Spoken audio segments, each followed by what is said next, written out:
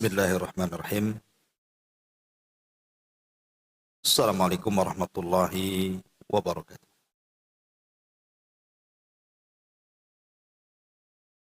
Alhamdulillah. Wassalatu wassalamu ala rasulillah. Wa ala alihi wa sahbihi wa mawalah wa la hawla wa la quwata illa billahi wa ba'd. Alhamdulillah, segala puja dan puji hanya milik Allah subhanahu wa ta'ala.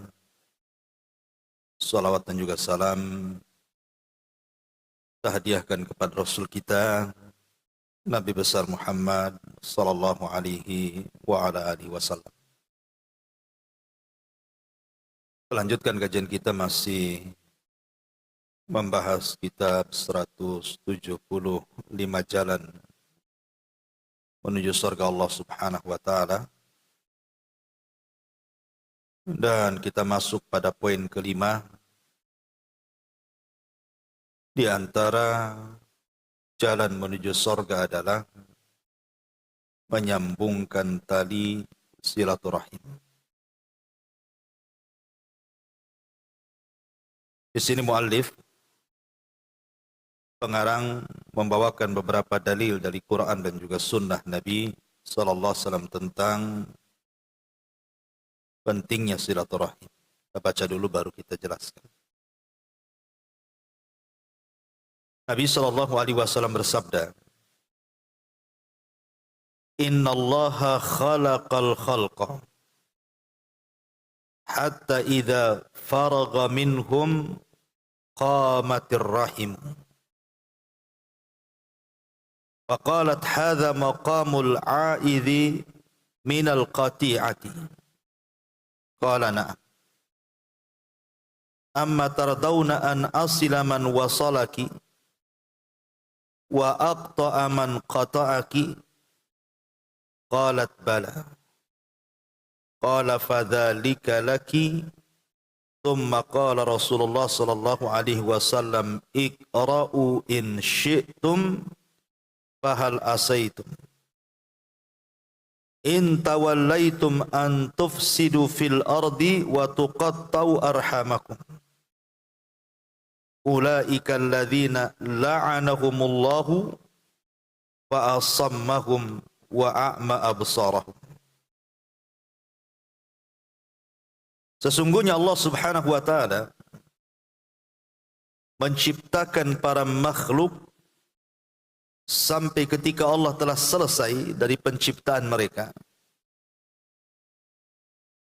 Ar-Rahim berdiri seraya berkata, ini adalah kedudukan orang-orang yang berlindung kepadamu dari perbuatan memutus silaturahim. Maka Allah menjawab, iya tentu. Apakah kamu suka jika aku menyambung orang yang menyambung? Apakah kamu suka jika aku menyambung orang-orang yang menyambungmu dan memutus orang-orang yang memutusmu? Maka Ar-Rahim mengatakan, tentu saja ya Rabb. Maka Allah berkata, itulah yang akan kamu dapatkan. Kemudian Rasul bersabda, jika kalian mau, bacalah firman Allah Azza wa Jal. Maka apakah kiranya jika kamu berkuasa, kamu akan membuat kerusakan di muka bumi dan memutuskan hubungan kekeluargaan? Mereka itulah orang-orang yang dilaknat Allah, ditulikannya dan dibutakan penglihatannya. Baik. Ma'asyiral muslimat yang dimuliakan Allah subhanahu wa ta'ala. Hadis ini adalah hadis tentang keutamaan silaturahim dan ancaman orang-orang yang memutus silaturahim. Adapun keutamaannya, Nabi SAW menjelaskan ketika Rahim itu berdiri di hadapan Allah. kemudian dia minta kedudukan kepada Allah Subhanahu wa taala, maka Allah Subhanahu wa taala mengatakan, amatardawna an asila man wasalaki wa atta'a man qata'aki. Ridhokah engkau wahai Rahim jika aku menyambung siapapun yang menyambung kepadamu, dan aku memutus hubungan siapapun yang memutuskan hubungan denganmu. Lihat Bu di sini keutamaan orang silaturahim. Maka dijanjikan oleh Allah Subhanahu wa taala, Allah akan menyambungkan dengan kita dan kita akan tersambung dengan Allah Subhanahu wa taala. Saya buat analogi. Ibu ini sudah beli handphone. Cantik pula handphone. Kemudian beli data. Penuh pula isinya. Maksud ibu punya handphone itu kan untuk berkomunikasi. Tiba-tiba ketika suami ibu pergi dari rumah, entah bekerja, entah jalan kemana. Ini dari pagi suami sudah pergi nih. Kemudian ibu teleponlah siang-siang, tak diangkat. Kemudian sore tak diangkat. Sampai malam tak pulang, ditelepon tak diangkat juga. Sampai pagi ditelepon tak diangkat juga. Kira-kira Bu, ibu sakit hati enggak? Pastilah ada curiga nih, kemana suami enggak? Kok enggak biasa gitu. Ya. Atau mungkin nelpon saudara gitu juga lah. Enggak diangkat-angkat terus sudah telepon, tapi masuk. Mungkin kita bisa sakit hati Bu. Ini sesama makhluk ya. Kalau kita berhubungan dengan sama makhluk tidak ada respon itu, apalagi makhluk itu orang yang dekat dengan kita, rasanya sakit kita ini. Ada apa kan itu? Kalau sesama makhluk saja nggak diangkat handphone, kita telepon nggak dibalas WA, terkadang sakit hati itu. Dan sekarang Bu, banyak orang yang kemudian berhubungan dengan Allah Subhanahu wa taala, Allah tidak meresponnya. Karena dia memutus silaturahim. Tapi tenang-tenang saja dia. Ya tidak khawatir, tidak apa gitu ya. Padahal kalau seandainya ibu kehilangan suami, bisa cari suami lain kan. Ibu kehilangan saudara, kehilangan apa, mungkin bisalah ada penggantinya. Tetapi kalau kehilangan Allah ini macam mana menggantikannya? Kalau Allah sampai hilang dari diri kita, siapa pengganti Allah yang menciptakan kita, yang mengatur kita, yang berikan nikmat kepada kita?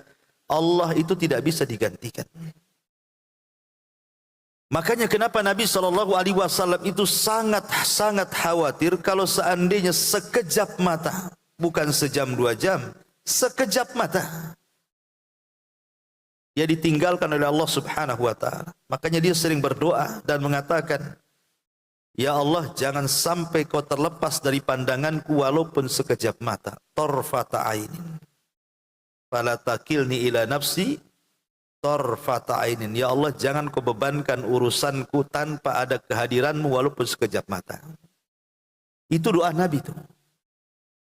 Karena Nabi SAW tahu kalau seandainya dia mendapatkan musibah, mendapatkan masalah, kemudian Allah tidak ikut campur tangan menyelesaikan masalah itu, Rasul paham tidak mungkin masalah itu bisa diuraikan. Karena masalah itu datang dari Allah dan Allah yang akan menguraikannya. Maka orang-orang yang memutuskan silaturahim itu sama dengan memutuskan hubungan dia dengan Allah Subhanahu wa taala. Dan orang yang menyambungnya maka sama dengan menyambungkan dia dengan Allah Subhanahu wa taala. Perhatikan di sini kata Nabi SAW, Iqra'u in syi'tum. Coba baca ayat yang disebutkan di sini, fahal asaitum.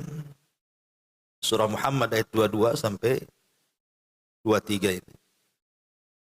Fahal asaitum in tawallaitum an tufsidu fil ardi wa tuqatti'u arhamakum ulaika alladzina la'anahumullahu fa asammahum wa a'ma absarahum.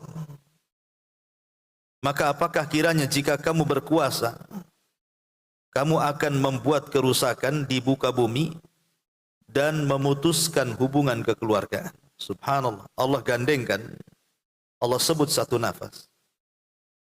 Dosa orang yang memutus silaturahim dengan orang yang merusak di bumi. Seperti apa orang merusak di bumi itu? Para perompak, ya, para perampok, para perompak, para teroris, ya kan? Itu orang-orang yang merusak. Lah orang yang memutuskan silaturahim disebut satu nafas coba dengan orang yang melakukan kerusakan seperti itu. Seolah-olah ingin katakan ibu kalau memutus silaturahim itu sama dengan ibu merampok, sama dengan ibu menjadi teroris, sama dengan ibu menjadi perompak yang gak segan-segan membunuh orang tuh. Kita saja Bu, kalau lihat ada perampok masuk ke rumah orang sampai membunuh, sampai bukan hanya mengambil uang, mengambil harta, sampai dibunuh orangnya. Mungkin kita katakan sadis sekali orang itu. Tapi di hadapan kita, bahkan kita sendiri memutus silaturahim, ya tenang-tenang saja. Kenapa diperlakukan tidak sama? Padahal di sini Allah sebut satu nafas itu antara orang yang merusak bumi dengan orang yang memutus silaturahim. Karena azabnya sama. Lihat azabnya. Ulaikal ladzina la'anahumullah. Yang pertama, mereka orang-orang yang dilaknat Allah. Satu, mereka dilaknat. Kemudian yang kedua, fa'asammahum. Bukan hanya dilaknat, tetapi ditulikan telinganya. Susah mendapatkan hidayah. Cukup lihat sampai di sini? Tidak. Wa a'ma absarahum. Bukan ditulikan saja telinganya, dibutakan pula matanya. Tidak mampu melihat mana yang hak, mana yang batil. Ini kan ngeri ini. Dilaknat, kemudian ditulikan dan dibutakan. Kalimat laknat itu bukan kalimat biasa. Laknat itu artinya manusia ini dijauhkan daripada rahmat dan didekatkan dengan azab. Itulah arti laknat. Jadi orang yang dilaknat itu artinya Allah Subhanahu wa taala menjauhkan orang ini dari kasih sayangnya dan mendekatkan orang ini dari azabnya. Jadi Allah Subhanahu wa taala mengancam, kalau engkau memutus silaturahim, maka kasih sayangku tidak akan sampai kepadamu dan engkau akan dekat dengan azabku.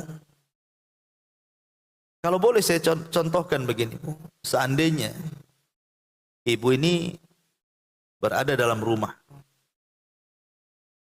kemudian tiba-tiba muncul WA ke ibu. WA-nya ngancam-ngancam, awas saja. Kau kalau keluar kubunuh kamu. Terus ditengok statusnya, ditengok di situ ada gambarnya, seram pula orangnya lagi bawa pisau. Kemudian habis WA, nelpon pula dia. Tolong Bu keluar. Pas ibu tengok di jendela, nampak pula orangnya betul-betul bawa pisau yang ngancam itu. Pertanyaannya, ibu berani keluar? Gak akan berani ibu. Kenapa? Jelas tuh, ini orangnya di depan nih. Jangan-jangan dia kalau saya keluar ditusuk pula, mati pula saya. Yang seperti ini saja Bu, kita takut mau keluar. Padahal yang ngancam orang tuh, yang ngancam kan orang. Lah hari-hari kita diancam oleh Allah Subhanahu wa taala dengan azab neraka. Kok nggak takut gitu maksudnya ya? Sama orang diancam mau dibunuh takut. Tapi Allah hari-hari ngancam kepada kita, kalau memutus silaturahim awas loh, azabku ku dekatkan, kasih sayangku ku jauhkan. Tenang-tenang saja. Aneh, harusnya orang itu lebih takut kepada azab Allah dibandingkan kepada ancaman manusia. Nah di sini bagaimana Allah Subhanahu wa taala ingin katakan, lihat orang-orang yang mutus silaturahim itu, ulaikal ladzina la'anahumullah. Allah laknat mereka. Maknanya Allah jauhkan mereka dari rahmat dan didekatkan dengan azab. Wa asammahum wa a'ma absarahum. Selain daripada itu dibuat tuli dan dibuat buta lagi. Ini kan ngeri ancamannya. Bahkan lebih tegas lagi ancamannya. Kata Nabi SAW di sini, la yadkhulul jannata qati'ur rahim. Tidak akan masuk surga orang-orang yang memutus silaturahim. Maksudnya tidak akan masuk surga itu bersama orang-orang yang awal masuk surga. Berarti dia masuk surganya belakangan, masuk surga tapi belakangan. Bukan berarti sama sekali nggak akan masuk surga. Tidak. Maksudnya tidak akan masuk surga itu bersama orang-orang yang awal-awal masuk surga. Jadi dia digantung dulu hidupnya tuh. Baru setelah kemudian dia lama di neraka, baru kemudian dimasukkan ke dalam surga. Kan ancaman yang ngeri. La yadkhulul jannah. La yadkhulul jannah, tidak akan masuk surga qati'ur rahim, orang-orang yang memutus silaturahim. Masyarul muslimat yang dimuliakan Allah Azza wa Jalla. Kemudian di sini Rasul mengatakan juga, man ahabba an yubsata lahu fi rizqihi wa yunsa'alahu fi atharihi falyasir rahimahu. Barang siapa yang suka diberikan keleluasaan dalam rizkinya atau dipanjangkan usianya, maka hendaklah dia menyambung tali silaturahim. Artinya kalau ibu suka menyambung silaturahim, maka rizkinya akan dibuka dan usia ibu akan ditambah. Mafhum mukhalafahnya, pemahaman kebalikannya, berarti kalau ibu tidak bersilaturahim, disempitkan rizkinya, dipendekkan pula umurnya. Ini kan ancamannya itu, rizkinya akan diseret, kemudian umurnya akan dipendekkan. Masyarul muslimat yang dimuliakan Allah Azza wa Jalla, di masyarakat ini kadang-kadang sangat disayangkan, ini nasihat juga untuk ibu-ibu ya. Banyak orang itu yang mengajarkan kepada keluarga itu untuk memutus silaturahim. Contohnya umpamanya terjadi kepada orang-orang yang sudah pisah bercerai.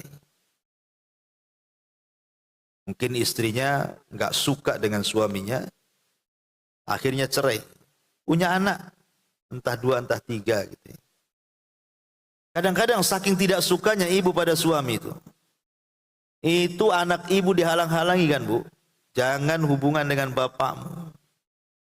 Nggak dikasih tahu di mana bapaknya. Walaupun dia tahu nomor teleponnya, nggak dikasih tahu. Kalau bisa jangan kenal lah siapa bapaknya. Kalau bisa bapaknya tuh gaib gitu ya. Abu Goib, nggak tahu siapa pokoknya. Jadi nggak pernah dikenal-kenalkan tuh sama anak. Ini kan ibu memutus silaturahim tuh anak dengan bapak. Apa urusan ibu dengan suami? Anak-anak dibawa-bawa. Anak ini nggak punya dosa. Dan sampai kiamat pun itu tetap bapaknya. Apalagi anak perempuan, butuh dia dengan bapak. Kalau kawin susah dia nanti cari wali.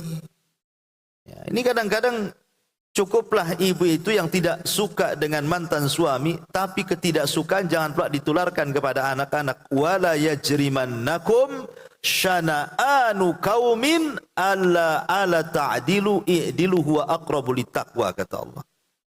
Janganlah karena ketidaksukaan kita kepada seseorang, kita tidak berlaku adil. Jangan sampai karena ibu tidak suka nih dengan mantan suami, akhirnya nggak berlaku adil sama anak-anak. Salah anak-anak ini apa? Kan gitu. Dia nggak punya salah.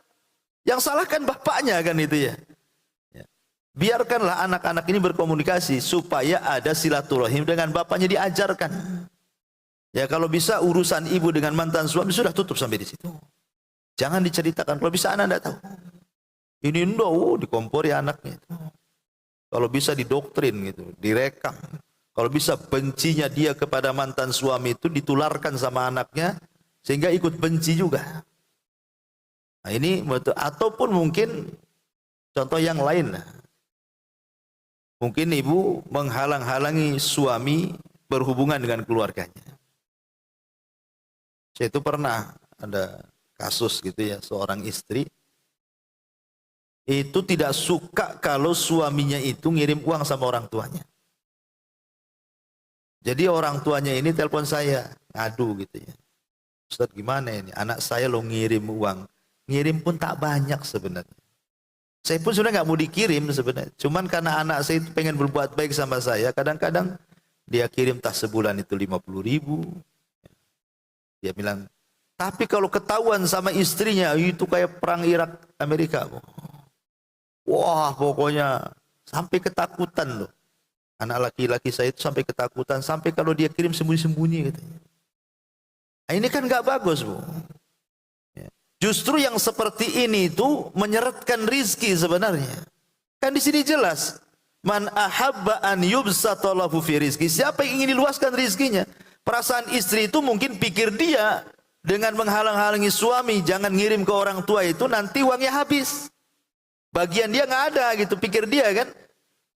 Itulah kalau logika tuh, Bu. Ikut logika sekuler. Itu istri sekuler yang kayak gitu tuh. Dia pikir kalau sedekah 1.000, 2.000, 10.000, 50.000 hilang dari dompet, segitu juga yang diambil. Bukan orang sekuler gitu, Bu. Kalau kita sedekah 1 juta ya hilang 1 juta. Dia tidak paham paradigma Quran itu. Kalau kita infak 1 juta kali 700, itulah yang akan balik ke kita, kan itu kan paradigma Quran tuh. Ya. Harusnya kan itu yang ditanamkan. Ibu doronglah sama suami, udah kirim aja sama orang tua, supaya suami dimudahkan rizkinya itu. Itu yang tidak dipahami di sini. Makanya di sini Allah Rasul mengatakan, man ahabba an yubsatalahu fi rizki. Tidak sampai di sini, wa yunsa'alahu fi athir. Dipanjangkan umurnya. Ibu kan pengen suami itu panjang umurnya, biar masih ada tetap yang ngasih nafkah, ini begitu seterusnya. Ini malah dihalang-halangi, cepat matilah gitu. Suami kalau gitu. Karena apa? Memutus silaturahim itu pendek umurnya. Kata Nabi di sini. Itu sama aja, Bang, cepat mati, Bang, gitu. Cuman nggak ngomong saja. Dia ngomongnya jangan kirim. Ini kan ngeri ya ancamannya. Wa yunsa'alahu fi atharihi falyasir rahimahu. Maka sambungkanlah silaturahim. Kemudian juga di sini makna dipanjangkan umur adalah ditunda ajal dan umurnya. Kemudian dari Anas ibn Malik radhiyallahu anhu secara mauquf, artinya sampai kepada beliau, tidak sampai kepada Nabi. Ini ucapan Anas, bukan ucapan Nabi kalau disebut mauquf itu. Babani yu'ajjilani fid dunya al-baghyu wa qati'atur rahim. Kata Anas bin Malik, ada 2 pintu yang disegerakan azabnya di dunia. Pertama, kezaliman. Dan yang kedua, memutus silaturahim. Itu azabnya cash di dunia. Belum lagi di akhirat, di dunia sudah diazab. Orang yang memutus silaturahim itu.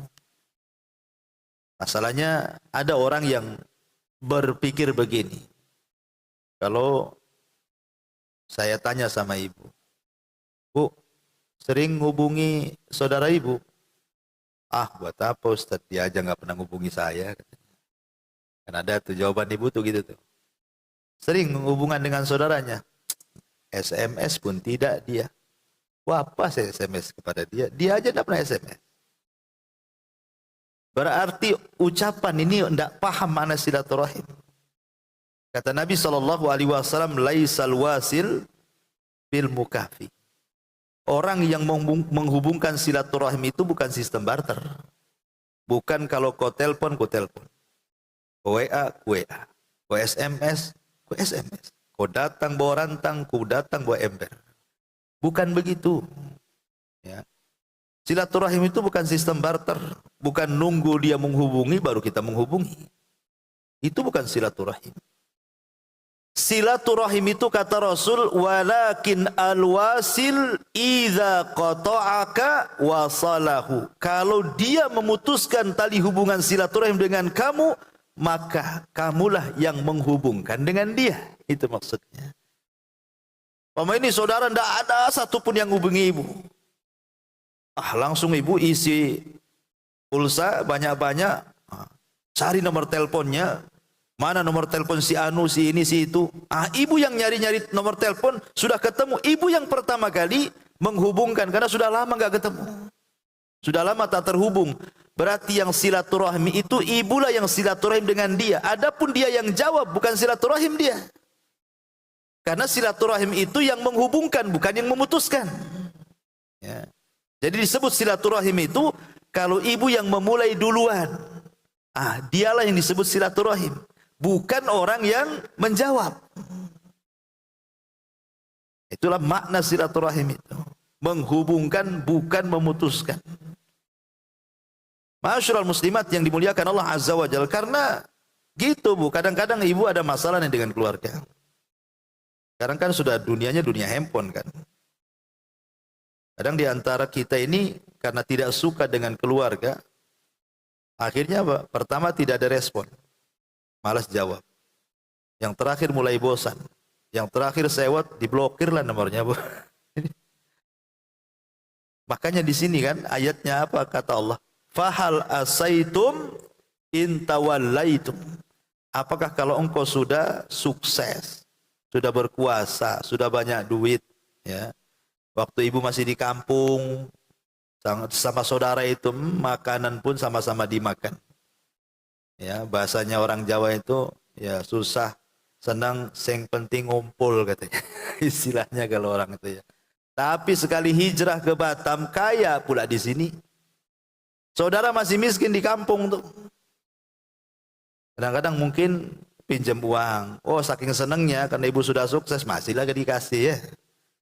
Besoknya pinjam lagi, lama-lama ibu urat naik, dikasih pinjam, bayar tidak, pinjam terus gitu ya. Lama-lama saking sewotnya Bu, diblokir namanya. Nah, ini kan ada tuh yang kayak gitu. Saya kira nggak ada di sini, mungkin di pojok sana gitu ya. Tapi ya ada orang yang kayak gitu tuh. Memang malas. Sebenarnya nggak ngapain diblokir? Nggak usah diblokir lah, kalau memang nggak bisa bantu ngomong langsung, kan apa susahnya Bu ya.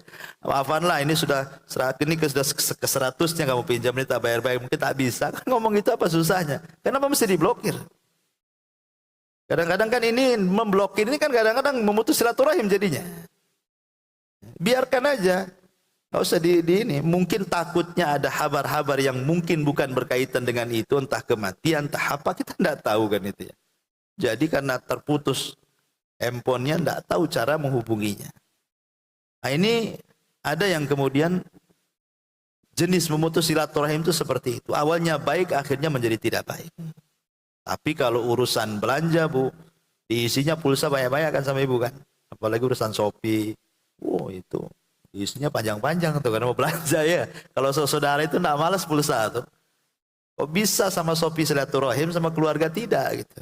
Nah, ini kan masalah. Kan karena gini Bu. Kalau saya boleh analogikan begini Bu. Kalau di antara ibu itu ada yang sudah ya kayak ginilah pakaiannya syar'i. Bagus kan, mantap gitu ya. Tetapi di satu sisi mungkin tanpa orang lihat, dari pakaian ibu yang syar'i itu yang sampai ke cadar, mungkin ibu itu kalau pulang masih mabok di rumah, ya, masih melakukan maksiat di rumah gitu. Tapi kalau ketemu kawannya, ya pakaiannya syar'i. Ya. Kira-kira kalau orang tahu nih Bu, oh cadaran, tapi kalau pulang masih mabok, masih judi gitu kan. Kira-kira nih pandangan orang kalau ketahuan, mungkin ibu dikatakan, oh itu bejat orang itu. Itu pakaiannya aja pakai cadar itu. Tingkah lakunya kurang lebih dengan jahiliyah. Kalau orang tahu kan seperti itu. Sekarang nih, apa bedanya kalau seandainya ada orang sudah cadaran, tapi tidak akur dengan orang tuanya. Tidak akur dengan saudaranya. Tidak akur dengan kerabatnya. Apa bedanya? Padahal dosa memutus silaturahim itu lebih besar dibandingkan dosa minum khamar. Lebih besar dibandingkan dosa berjudi. Lebih besar dibandingkan dosa berzina. Memutus silaturahim itu lebih besar daripada itu. Kenapa lebih besar Bu? Karena ini hubungan dengan orang lain. Kalau mabuk itu hubungan kita dengan botol aja. Nggak ada yang dirugikan kan? Yang dirugikan dia sendiri.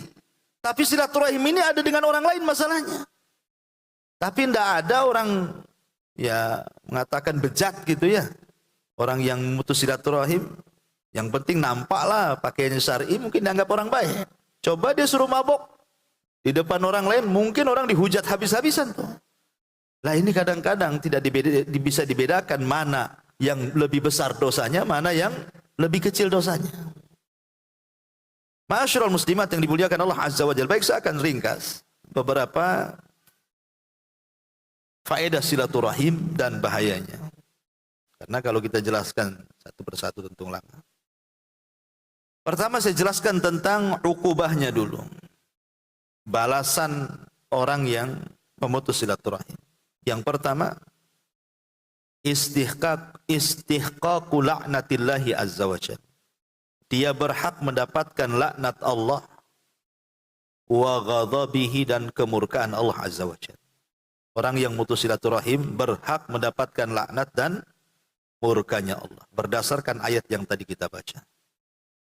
Yang kedua, ta'jilul uqubati lahu fid dunya qabla al-akhirah. Maka dia akan disegerakan hukumannya di dunia sebelum akhirat. Di akhirat sudah jelas nunggu dia. Di dunia sudah disegerakan. Karena Rasul yang mengatakan tadi. Dengan caranya apa? Boleh jadi Allah subhanahu wa ta'ala menghukum orang yang mutus silaturahim itu dengan cara mungkin berbanyak masalah dalam hidupnya. Kesehatannya bermasalah. Anak-anaknya durhaka dengan orang tuanya. Ya, hatinya tidak akan pernah tenang. Macam-macam lah. Ujian ataupun azab dari Allah di dunia itu. Kemudian yang ketiga, al-ittisaf bi sifati ahlil fiski wa dharar. Orang yang mutus silaturahim itu tersifati dengan sifat orang-orang fasik. Itu orang fasik, orang yang mutus silaturahim. Kemudian yang keempat, al-hirman min dukhulil jannah. Haram hukumnya masuk surga. Sebagaimana hadis yang tadi kita baca. Kemudian yang nomor 6, ada muqabulillahi azza wa jal amal al-fardi. Innallaha la yarfa lahu amalu. Amalan pribadi dia tidak akan diterima dan tidak akan diangkat. Karena begini Bu, dalam seminggu itu ada 2 hari di mana amalan kita akan diangkat ke langit. Pertama hari Senin, kedua hari Kamis. 2 hari ini adalah hari di mana amalan kita diangkat. Setiap pekannya itu diangkat. Hari Kamis diangkat, nanti hari Senin diangkat lagi. Kata Nabi SAW, ada 2 manusia yang amalnya tidak akan diangkat ke langit. Walaupun dia sholatnya hebat, walaupun dia baca Qur'annya banyak, walaupun dia puasanya mantap, walaupun dia zikirnya nggak berhenti lisannya, tapi amalnya nggak akan diangkat. Khusus 2 orang ini, hari Senin dan Kamis. Pertama, orang musyrik, orang yang melakukan kesyirikan kepada Allah, datang ke dukun, percaya tangkal, ya, pakai jimat dan begitu seterusnya. Dan yang kedua, syahna. Syahna itu orang yang dalam hatinya Bu ada kedengkian. Orang yang mutus silaturahim itu kan ada kedengkian dalam hatinya, makanya dia putus silaturahim. Kalau tidak ada kedengkian nggak mungkin. Kecuali ada satu gambaran. Kalau seandainya ibu ini punya saudara, ibu berbuat baik, dia berbuat jahat. Ibu mau menghubungkan silaturahim kepada dia, dia pula memutuskannya. Pokoknya setiap kita bermuamalah hendak berbuat baik, dia pula buat jahat sama saya. Seperti itu. Nah, kalau yang seperti ini Bu, akhirnya malas ibu menghubungi kan? Nah, ini tidak ada masalah, sebagai bentuk pelajaran saja. Kalau memang saudaranya punya saudara seperti itu. Tapi kan ibu ada usaha tuh, mau menghubungkan, dia yang memutus. Ya, mau berbuat baik, dia pula berbuat jahat. Akhirnya ya sudah, ibu juga jaga perasaan, dah mau hubunganlah dengan dia. Hanya sekedar memberikan pelajaran. Nah itu bukan mutus silaturahim kalau begini. Karena mau ngasih pelajaran. Ya. Tapi kalau memang memutus silaturahim itu memang betul-betul karena sebuah pertengkaran, akhirnya kemudian tidak mau sapa-sapaan. Maka ini bahaya-bahayanya, karena setiap pekan itu 2 hari diangkat amalannya ke langit. Lah orang yang dalam hatinya ada kedengkian, salah satunya mutus silaturahim, tidak akan diangkat amalannya ke langit. Ini yang nomor 6. Yang nomor 7, iglaq abwabis sama, tertutup pintu langit. Ya, karena kalau ketika tidak diangkat, kenapa alasannya? Karena tertutup pintu langit.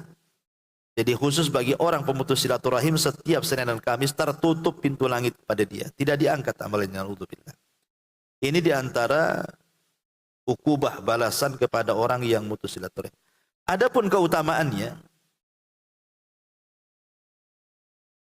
keutamaan silaturahim itu adalah tahqiqus silati ma'allah. Ibu sedang menghubungkan tali dengan Allah. Ya. Sebagaimana ibu sholat juga menghubungkan tali dengan Allah, silaturahim juga sama, menghubungkan tali kita dengan Allah Azza wa Jalla. Dan kalau sudah terhubung tali kita dengan Allah, artinya Allah tidak mungkin melepaskan kita. Dan kalau Allah tidak mungkin melepaskan kita, berarti setiap hajat kita pasti akan dikabulkan. Ini yang pertama. Yang kedua, tahqiq mahabbatillahi azza wa jal wa mahabbatin nas. Orang yang suka silaturahim sama dengan mewujudkan kecintaan Allah kepada kita. Bukan hanya itu, kecintaan manusia kepada kita. Makanya Allah itu kalau sudah cinta dengan hambanya, pasti yang dipanggil pertama kali malaikat Jibril. Dan mengatakan, wahai Jibril, aku cinta dengan si fulan, kau juga harus cinta dengan si fulan. Maka Jibril mengatakan kepada seluruh malaikatnya, hei malaikat-malaikat Allah dimanapun kau berada, cintai orang yang Allah cintai. Maka semua malaikat cinta kepada orang yang Allah cintai. Ketika semua malaikat cinta, Allah tanamkan kecintaan kepada hamba-hambanya. Inilah luar biasa kan itu ya. Orang yang menghubungkan silaturahim itu. Kemudian yang ketiga, bastun fil rizki wa ziyadatul barakati fil umri wa ta'miril baiti. Diluaskan rizkinya, dibanyakin berkahnya, baik dalam umurnya atau dalam keluarganya. Luar biasa, Bu. Ya. Ibu saja kalau bisa jangan cepat mati kan itu. Makanya kenapa setan itu, Bu, datang kepada ibu itu dari dua arah. Pertama ngasih angan-angan. Hidupmu itu masih panjang. Ya. Apa-apa, putuskan aja silaturahim itu. Nanti kalau sudah tua baru hubungkan. Katanya. Apa-apa itu, itulah setan datang. Disangkanya kita ini masih panjang umurnya. Jadi sewaktu-waktu taubat bisa gitu maksudnya. Nah, itulah angan-angan setan namanya. Atau setan itu dari jalur kedua, dibuatnya kita takut sehingga kita putus asa. Saking banyaknya dosa, akhirnya putus asa. Ada seorang syekh bercerita, Bu. Seorang syekh itu bercerita. Jadi, syekh ini, dia imam di salah satu masjid di Riyadh. Dia kenal satu jamaah itu, jamaah yang biasa sholat di masjid itu. Kalau sholat itu paling depan, saf pertama. Saking rajinnya orang yang satu ini, karena kalau sholat mesti saf depan. Jadi syekh ini yang merupakan imam masjid tadi, kenallah dengan dia. Satu hari, dia kebagian khutbah Jumat. Naik dia ke atas mimbar. Dijelaskanlah tentang masalah keutamaan silaturahim. Bagaimana keutamaannya, bagaimana ancaman orang yang memutus silaturahim ini. Selesai khutbah, kemudian sholat Jumat. Selesai sholat, tiba-tiba dikejutkan orang yang selalu di saf pertama ini, tiba-tiba sedang rangkul-rangkulan di belakang dengan seseorang yang dia tidak kenal. Dan saling menangis dua-duanya. Jadi akhirnya saya ini bertanya, kenapa kalian menangis? Barulah kemudian yang dikenal Syekh ini mengatakan, wahai Syekh, kenalkan ini adik saya. Sebenarnya adik saya ini sering juga ke masjid sini, tapi tidak serajin saya, makanya mungkin Pak Imam tidak kenal dia. Dia sering ke sini. Tetapi kami satu masjid, tidak pernah negor. Baru setelah kami sama-sama mendengar Anda berceramah, wahai Syekh, tentang keutamaan silaturahim, bahaya memutus silaturahim, maka hati saya ini tergerak. Kok saya bisa memutus silaturahim? Padahal saudara kita ada di sini. Maksudnya sama-sama satu masjid. Nah, cuman karena tidak mau sapa-sapa, yang satu sholat di sana, yang satu sholat di sana. Gitu. Tapi setelah sadar, kami pun kemudian saling rangkul, akhirnya menangis. Makanya terkadang saya rasakan, Bu, gara-gara urusan harta. Karena ditanya oleh Syekh itu, kenapa kok bisa satu masjid nggak akrab? Rupanya kata orang begini, ini semua gara-gara waris. Kami ini rebutan waris, katanya. Satu masjid, tapi kemudian tidak akrab. Memang betul, Bu, gara-gara urusan waris ini, bahasanya mungkin kalau saya boleh lebih keras itu, harta tidak kenal saudara gitu ya. Kalau sudah urusan harta, ya bukan waris saja lah, semua. Kalau sudah soal harta itu pasti nggak kenal siapa-siapa. Masalah harta itu, mau saudara, mau apalagi orang lain gitu ya.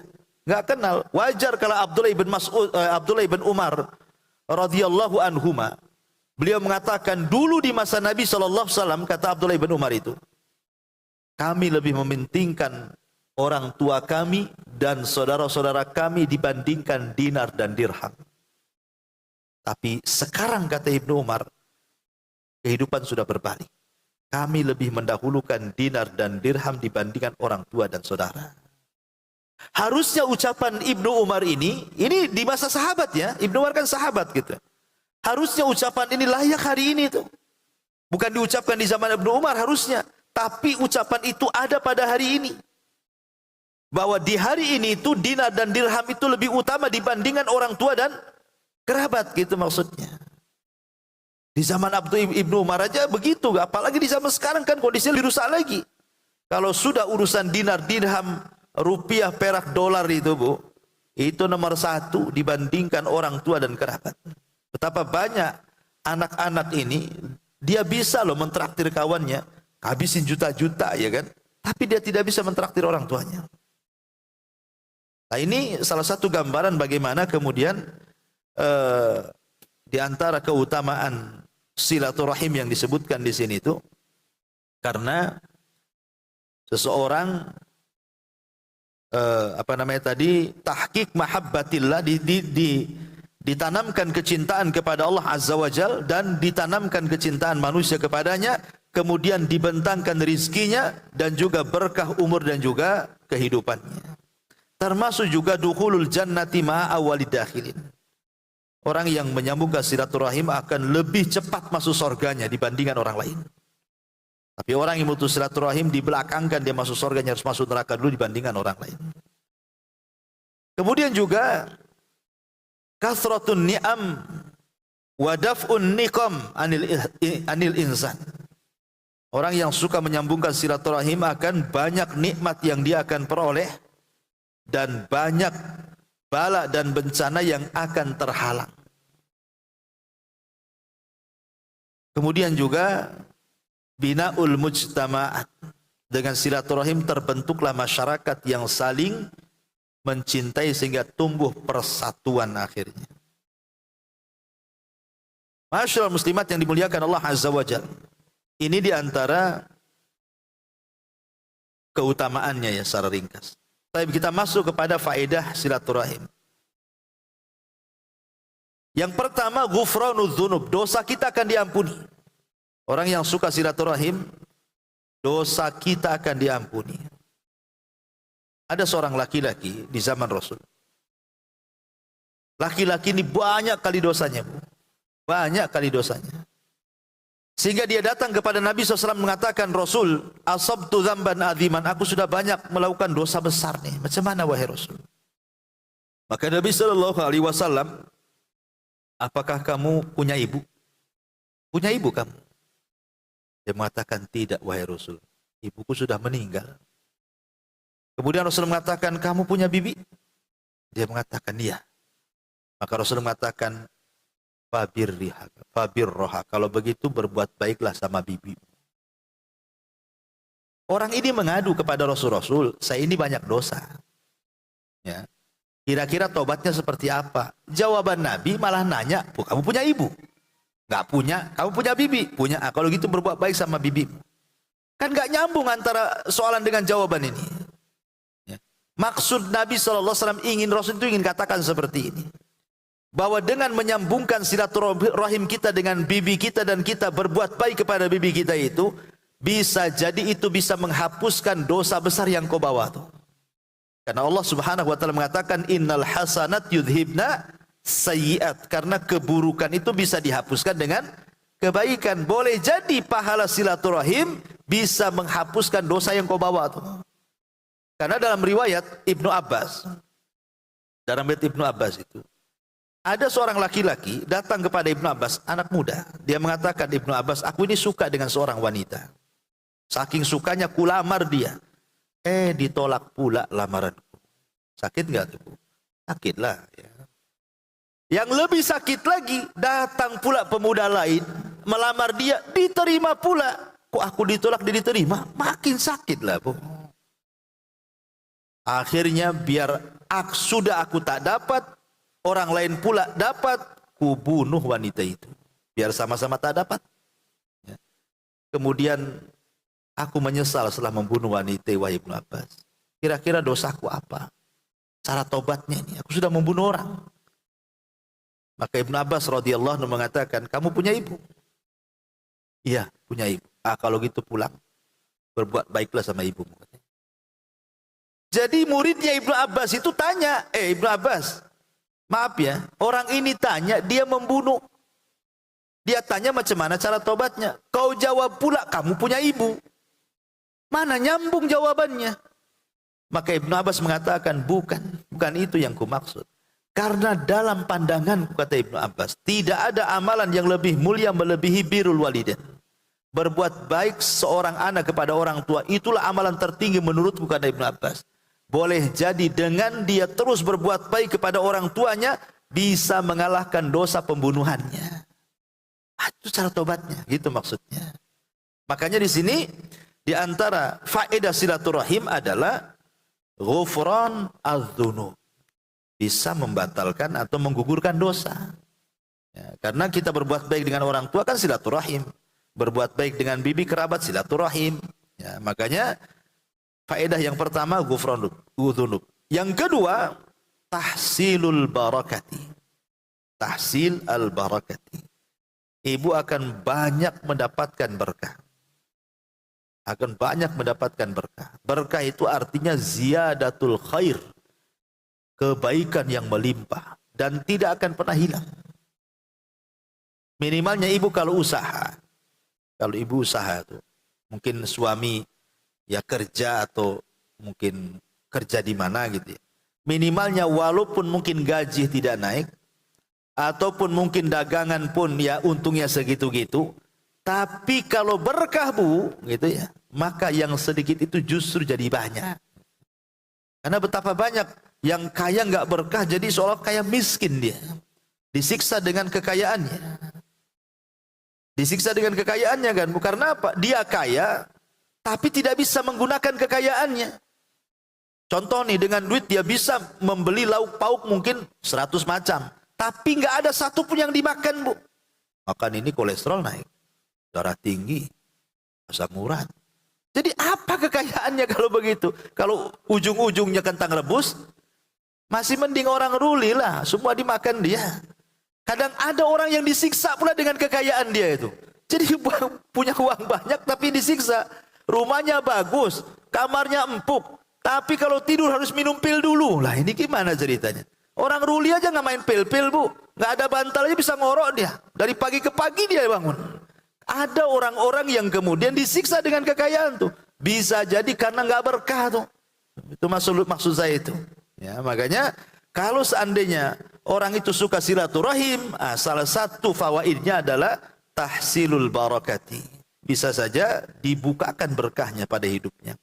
Kemudian yang ketiga di antara faedahnya adalah al-wiqayatu min mayyitatis su'i. Ini yang paling besar. Terhindar dari meninggal su'ul khatimah. Karena Nabi SAW mengatakan, man sarrahu an yumadda lahu fi umrihi wa yuwassa' lahu fi rizkihi wa yudfa anhu mitatus su'i falyattaqillaha wal yasil rahimahu.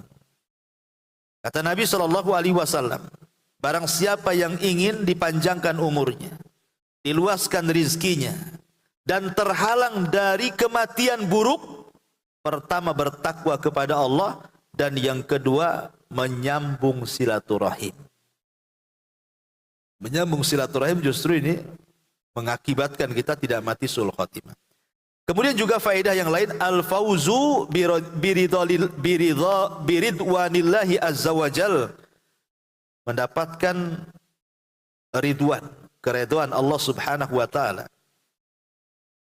Karena ada beberapa perkara yang menyangkut sorga itu berkaitan dengan silaturahim.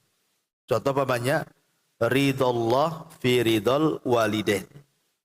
Redhonya Allah ditentukan dengan silaturahimnya kepada kedua orang tua kan. Kalau orang tua ridho dengan kita, Allah jadi ridho. Ketika Allah ridho, pasti Allah masukkan kita ke surga tuh. Tapi lihat, murkanya Allah juga tergantung dengan murkanya orang tua. Karena kita tidak pandai bersilaturahim kepada orang tua, marahlah dia akhirnya. Nah, justru itu pula menjadikan kita masuk neraka, naudzubillah. Kemudian juga dalilul alal iman. Dalilun alal imani. Bahwa silaturahim itu dalil seseorang itu menampakkan keimanan. Jadi kalau kita merasa orang yang beriman, maka salah satu cirinya adalah silaturahim. Karena Rasul yang mengatakan, "Man kana yu'minu billahi wal yaumil akhir falyasil rahimahu." Barang siapa yang beriman dengan Allah dan hari akhir, maka hendaklah dia menghubungkan silaturahim. Jadi bukti iman, ya. Kemudian juga jalbu silatillahi wa ma'unatihi. Dengan silaturahim itulah penyebab kemudian Allah akan menghubungkan dengan kita dan Allah akan senantiasa menolong dalam kehidupan kita. Dan yang terakhir, dalilu ta'atillahi tu'addu silaturrahimi min anwa'i ta'ah. Bahwa silaturahim itu dalil bentuk ketaatan kita kepada Allah Subhanahu wa ta'ala. Wallahu alam, itulah diantara ringkasan apa yang disebutkan dari dalil-dalil pengarang dalam kitab 175 Jalan menuju surga Allah Subhanahu wa taala. Wallahu alam, sampai di sini untuk tema. Silakan Bu kalau ada yang bertanya.